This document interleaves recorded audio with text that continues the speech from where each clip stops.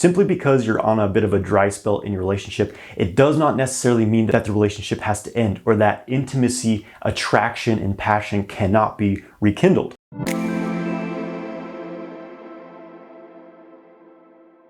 Hey guys, I'm Jonathan White. I'm here to help you master your sexual energy so you can manifest your ideal life. If you want to learn more about sexual mastery, make sure you subscribe to my channel and hit the bell icon to stay notified when I release new videos and go live. Make sure you get my free ejaculation control course through the link in the video description below. In this video, you're going to learn how to fix a sexless relationship. So I've heard many stories about couples who have sex maybe once a month, maybe even every 2 or 3 months. And unfortunately, this is not an uncommon thing, where in long-term relationships, the excitement, the passion, even the sexual attraction dries up and the relationship becomes sexless, something that leads to sexual frustration, misery, resentment, even affairs and divorce. So in this video, I'm going to break down a lot of the different factors that lead to a sexless relationship and how you can fix this. So I think one of the most common causes of sex drying up in a relationship is when it becomes a routine and things become very familiar. When we do things over and over the exact same way, it tends to lose excitement and things become very predictable. And something that really drives passion, excitement, and attraction in relationships is unpredictability. So when you're initiating sex or touching your partner in exactly the same way, a certain routine that you follow, it eventually becomes very predictable and just not as exciting anymore. So it's important that you become aware of this and experiment with different ways of relating with your partner, experimenting with different types of touch, trying new things, being bold and different. For example, learning some massage techniques or some tantric massage techniques to touch your partner's body would be a very surprising dynamic for them to suddenly experience when it's a whole new way of experiencing touch and pleasure together. Learning how to talk dirty to your partner to create sexual excitement. As a man, stepping into a very dominant and bold role in creating excitement for your partner. Again, in relationships, it becomes very common for sex to become a dynamic of the man saying, hey, would you please have sex with me? Or putting pressure on the woman to have sex with him, right? So it loses the spontaneity and it simply becomes a routine, something that you feel entitled to receive. So when you start to learn again how to seduce your partner rather than expecting sex all the time, it will create a much more passionate dynamic in the relationship. Another thing that tends to dry up relationships is no longer prioritizing alone time together. As we live in a busy world, it's easy to get caught up in the day-to-day life, especially when you're in a long-term relationship with someone, to where you're no longer prioritizing spending time with them. And the time that you are spending together, maybe you're talking about, finances, you're arguing about things, talking about the kids, whatever. There's something else impeding on your time together. So it's very important that you start to create space again in your life to have time together. Because when you're first dating someone, that's almost always the case. You're choosing a time and a place where you're going to spend time together. And there's this intimacy and passion around that. So I highly encourage you to start scheduling time with your partner when you're going to have time together. It can be planning date nights. It can be something more elaborate, planning tantric connection times, planning times to try out sexual kung fu practices, experimenting with giving each other full body massages, touching each other in various ways, having some sort of intentional time together. And I think something else is very important is to not always assume that this time must be related to sex. This can put a lot of pressure on your partner or yourself, and it sometimes doesn't always work out. So I think it's great to schedule time where you're simply going to prioritize connecting with each other, spending some time having an open conversation about how you are feeling, checking in with the relationship, checking in with how you're feeling, and just openly communicating, and then doing practices such as eye gazing or synchronizing your breathing together while embracing each other to start connecting your energy. And this will often lead to much more intimate connection and a deeper passion. Something else that's extremely important to be aware of is the dynamic of polarity within a relationship and how a relationship can tend to become depolarized over time as you get into your routines and things become familiar. What I mean by this is that all sexual attraction is based on polarity. It's magnetism. It's this yin-yang dynamic. And this goes for any type of, sexual orientation. It's the same thing in same-sex relationships. There's always a yin and yang dynamic. It's simply the most obvious between a man and a woman. And typically as a man, if you start to take on a more passive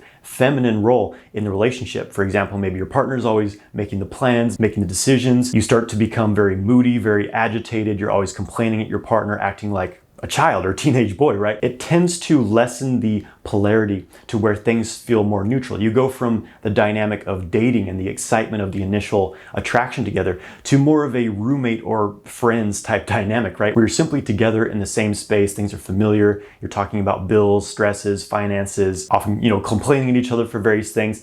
This is one of the most common destroyers of relationships, is when polarity starts to be lessened. So men, it's important to observe your interactions with your partner. And what really helped me when I was starting to realize this was happening in various aspects of my relationship, I started to think back on what was the dynamic when I was first dating my partner, before we were spending tons of time together, before we were living together and everything. What was that dynamic there? When you become very familiar and very comfortable with your partner, it's easy for you to get lazy in a lot of ways in how you're behaving with your partner. And the common tendency for men is to become a bit more passive aggressive, very indirect, for example, around, trying to have sex, especially if you try to pressure your partner into having sex with you, or you try to engage in sex in a very indirect way. Your partner starts to feel that you're half-hearted, you're not really bringing your strong masculine presence and leadership there, and the attraction is lessened. So if you feel this is happening in your relationship, men, I encourage you to take on more of a leadership role. Make the decisions, make the plans, tell your partner, hey, we're doing this tomorrow night at this time. Taking on more of a dominant role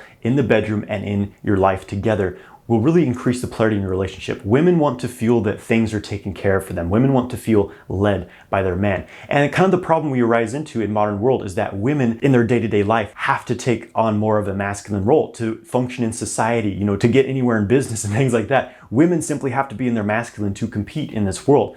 And the trouble is that they often bring this into the bedroom and into the relationship as well. And so whatever you can do to help your partner get out of that. So for example, when your partner comes home from work, whatever you can do to help them transition into a more receptive state, giving them a massage, having an open-hearted conversation with them, and to show them that you're there to support them, to kind of take charge in a safe and supportive way and help them get into a more receptive state. When women become over-controlling, become we have the stereotype about the man complaining about his wife, telling him what to do, telling him he can't hang out with his friends. This is basically the woman taking on the more masculine role in the relationship, and this is a sure destroyer of polarity in sexual relationships. I highly recommend a book called No More Mr. Nice Guy by Robert Glover. It really helped me understand the dynamics of polarity in relationships and what is often sabotaging relationships, and how to hold your masculine role to keep polarity alive in a relationship. A really helpful way to rebuild polarity in a relationship is to simply spend some time apart. Schedule some vacations away from each other. For men, it's good to hang out with other men, hang out with guy friends. Take some you time and go do the things that you really want to do. Go explore the world on your own. And often when you come back into your relationship, that separation helps to rebuild the polarity together. Another contributing factor as far as sexual desire within a relationship is as simple as your hormone levels. As we live in a stressful world, as we are always going, doing, and as we age, this often takes a toll on our endocrine system, our hormonal health, which is directly related to our sexual vitality. When you live a stressful life, when you're always busy, never having time to relax, not really nourishing yourself, then it's very common for hormone levels to drop. And both men and women often experience this as a loss of libido, a loss of sexual desire. And this can be a common cause as well of sex drying up in a relationship, is either of the partners or maybe both of the partners are simply depleted. Their vital energy is depleted. Their hormones are low. So this is a very important thing to do a bit of research on. Look for some of the signs of low hormone levels for men, the testosterone, estrogen balance. For women, it's even more chemicals to work with as well. Getting blood work done to show what your hormone levels are, I think is a good idea if you're really struggling with low libido, and taking steps to reclaim your sexual vitality. And I want to close this video by talking a bit about short-term excitement versus long-term depth in relationships. Something that I think really prevents a lot of people from ever experiencing long-term, in-depth, deep, intimate relationships is having experienced the sexless relationship or the loss of attraction, desire in previous relationships they were in. And it's understandable because, it can be torturous to be in a relationship where the sexual attraction is just not there. But I think that it's an important thing to work on. Simply because you're on a bit of a dry spell in your relationship, it does not necessarily mean that the relationship has to end or that intimacy, attraction, and passion cannot be rekindled. And inevitably, every relationship, no matter how passionate or how exciting it initially is, the initial excitement phase, which is simply experiencing something new and unknown, eventually dries up, and you're left with the crisis stage of a relationship where your patterns are coming up, your mommy daddy issues are coming up, both of your patterns are coming up, and there starts to become some conflict. That is really your opportunity to heal yourself and heal with your partner if they're willing to work with you on it. And that's where the real depth can come into, is when you're able to alchemize, turn the pain and the conflict into love, into deeper connection and intimacy. Really committing in depth to a person, to getting to know their body, to getting to know their soul, their heart, has so much depth to it versus just the initial physical attraction of a new body that you're connecting with. That only brings you so much fulfillment. In the greater picture of sexual and personal cultivation, spiritual development, there's so much in-depth learning, healing, and exchange with a partner who's really cultivating themselves with you on the path. But of course, this only really works out if both partners are willing to be constantly working on themselves, facing their shadows, doing their inner work, and bringing that into the relationship as well. Thank you for watching this video. I hope you enjoyed it. Please subscribe to my channel, give this video a like, and leave a comment below. Have a great day, my friends.